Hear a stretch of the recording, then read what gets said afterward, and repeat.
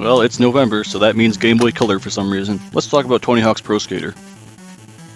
You remember Pro Skater, right? It was this great game where you skated around these big open levels, doing tricks and then completing tasks within a time limit in order to unlock new levels and boards.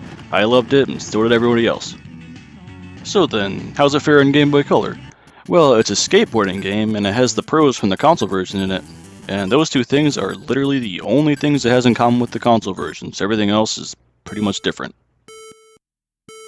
So then, what is this game? Well, you get two modes. You get the half-pipe mode, where you go up and down a half-pipe trying to get a high score within a time limit, and you get a racing mode, where you have to, race.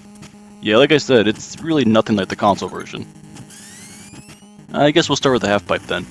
You just go back and forth, doing tricks by pushing buttons in the D-pad while trying not to fall down, which you will probably fall down a lot if you're anything like me, but I suck at this, so who knows. I really don't know what to say here. It's just so incredibly simple. It works, it's just not that exciting. Up next, we have the racing mode, where you race against a computer opponent, or several computer opponents, or a human opponent. You pretty much steer left and right, collecting speed boosts and doing tricks. Again, it's not bad, it's just simple. As I mentioned, the racing mode can be played with a human opponent, and I tried it. It does work, except for when it doesn't work. Yeah. So if you played the console version, you might remember that game didn't have a racing mode in it, or a dedicated half-pipe mode for that matter.